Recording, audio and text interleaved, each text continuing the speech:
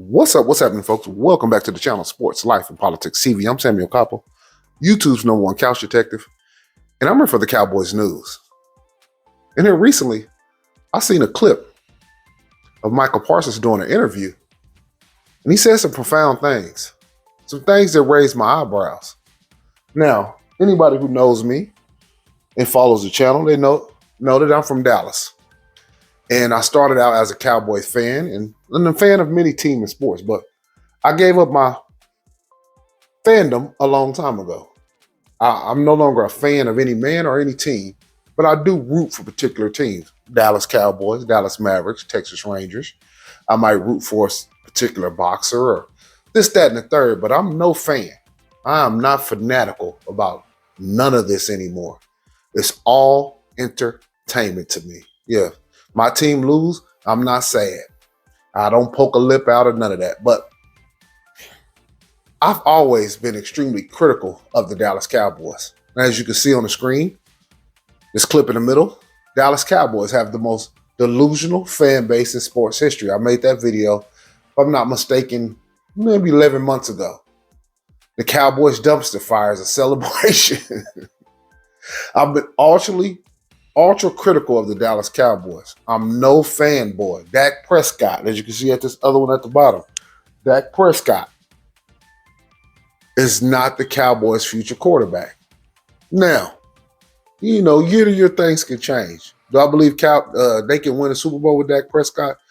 Yes, I've always said that's possible, but they would have to be a run first and a defense first team. And as you can see in these clips, if anybody who's watched these videos, you tell me, I torched the Cowboys because it's needed. Last year, I said, even if the Cowboys, I didn't have them making the playoffs. I said, but even if they make it, they're still going to end the season in a disappointing fashion. And I don't be damned, they actually ended it in a disappointing fashion. But this offseason, for the first time in a very long time, I've actually been truly, truly impressed with the Dallas Cowboys and their offseason acquisitions. You had a Stephon Gilmore, a great cornerback, a Super Bowl champion, and somebody who could still play football. You let go of Ezekiel Elliott. You let Tony Pollard take his place. You bring in Brandon Cooks, a Super Bowl winner, and somebody who just knows how to play the position, somebody who's a leader by example. And all that's good, but you need a dominating leader on the team. And obviously, that's not Dak Prescott. Yes, he's a leader because he's a quarterback. But I've seen something in this Michael Parsons guy. And one thing about Dallas is that they tend to celebrate every little thing that the Cowboys do prematurely. But we're going to watch this clip of Michael Parsons. And I heard some things I ain't heard a Dallas Cowboys say in about 25, 30 years. Let's take a look at this clip.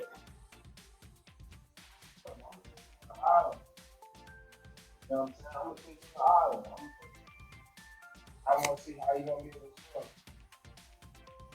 I'm just tired of this. Coming up short. What can I do every day to put myself in the best position to say, like, I can live with that? And so far, I haven't been able to live with the fact of us losing, 19-12, and us losing that division that wild card game my rookie year.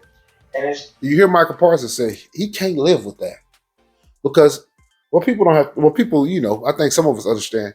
You have people who play football because they're good at it and they can make money off of it. But once the money is made, what's your passion for? Some people, it doesn't matter what they're doing in life. They're just ultra competitive. It can be bowling. It can be skeet shooting. It can be basketball. It doesn't matter. They want to win. And Michael Parsons seems like one of those guys who's ultra competitive, and he's sick of the nonchalant attitude of the Dallas Cowboys where everything is going to be okay no matter what goes wrong. I want to hear him one more time, you guys. One more time. Let's start it from you. I said if they can swim, I'm going to take them on the island. You know what I'm saying? I'm going to take you on the island. I'm going to put a string right there. And I want to see how you're going to be able to swim. I'm just tired of being second or is tired of just coming up short. What can I do every day to put myself in the best position to say, like, I can live with that? And so far, I haven't been able to, like, live with the fact of us losing, 19-12 and us losing that division play, that wild card game my rookie year. And it just comes down to and I told this to the guys, is a price of discipline worth a lifetime of regret. And for me, it just don't. I just feel like you only got so long, you only got this edge for so long to, get a real shot at this. And I really do believe we got a shot at this. Man, I'm ready to take everybody to the deep water. You hear that? That takes me back to Michael Irvin. He said, I want to take everybody to the deep water. He's not talking about the opponents. He's only talking about his teammates. He want to take everybody to the deep water. He's sick of these comfortable ass niggas on the team. And he's really talking about a lot of the guys on offense who's too cute. Because last year, they lost the game 19-12 in the playoffs. You hold a team to 19, you feel like you should be able to score and get out of there with that victory. Let's hear him one more time. Oh, long, you only got this edge for so long to, get a real shot at this. And I really do believe we got a shot at this. Man, I'm ready to take everybody to the deep water. Everybody comfortable when they're using the water. I'm ready to go out to the deep water. I hope everybody prepared to go into the deep water. In terms of my conditioning, where I'm at, how I determined how I was going to get better this year, I think it's through the roof. I just hope everybody's ready. Well, can the Cowboys win the Super Bowl this year? Yes. For the first time in a long time, will they? I have no idea. Obviously, football is based a lot on injuries. But do they have the right people in the right leadership positions with the right mentality? And this guy right here, Micah Parsons, is one of them. All you need is one person to set a spark, and that can become contagious. Like I said, I'm not a Cowboy fanboy where anything they do, I'm over the hill, I'm over the rainbow. I'm just not like that. But when I hear key phrases and I look into his eyes, you can see he really wants to win. And I think a lot of guys on the defense really want to win. And I think they're going to push the offense a lot harder this season. But the offense added Brandon Cooks. They got 3 young, really good tight ends. They still have a good, decent offensive line. Obviously, you want to get Zach Martin back. But other than that, this team, for the first time, has great leadership in somebody like a Cooks, Stephon Gilmore, DeMarcus Lawrence. You have Micah Parsons, obviously, as the leader of the team, unquestionably, at this particular point. There's no doubt about it who's the best player on the team and who's the leader of the team. It's not number 4, it's number 11. And we have 2 solid cornerbacks. We have some good slot corners.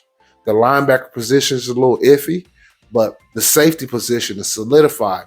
The defensive line is solidified. They have a really, really good defense. They should be in the top 3 of defense this year, if not number 1. They should be shooting for number 1. But with a guy like Micah Parsons, and you added a defensive tackle that was desperately needed. You brought back Hankins. This team is loaded. And for the first time, I see true leadership. I seen a good offseason. And even more important than all that, I seen the right mentality. So I'm very, very interested to see what the Cowboys do this year. Is this a championship team? On paper, 100%. But the Dallas Cowboys have always gotten fat and happy. They won 6 straight games, and all of a sudden you want to have a 6-0 party. But with a guy like Micah Parsons, if he can push throughout the entire season, this team has a legit shot to do something special this year. Will they? That remains to be seen. But I like the mentality, and I love that interview. And when I seen that, I said, I got to do a video on that. That was something, because this time last year when I did a video on the Cowboys, I wasn't buying it at all, y'all. I wasn't buying nothing the Cowboys were selling last year. I never bought in. But this year, we'll see. It remains to be seen. This video is a whole lot more positive than it was from last year. There's no doubt about that. Maybe they can add one more piece here or there, maybe another running back. We'll see. But regardless of the fact, I think this defense is going to be top-notch. It's going to be sensational. And Micah Parsons should be vying for Defensive Player of the Year. Obviously, he was Defensive Rookie of the Year. He came in second place in the Defensive Player of the Year. And this year, it's looked like he's ready to go over the top. Barring injury, he should. Should be a hell of a season. Should be extremely interesting. And I think the Cowboys are on the right track this season for the first time I've seen in at least about 25, 30 years. This has been Sports Life and Politics TV. I'm Samuel Koppel, YouTube's #1 couch detective. I'm here for the Cowboy News. Hit that like, hit that subscribe. I just took your ass on Michael Parsons and turned himself into Michael Irvin Ride. Peace.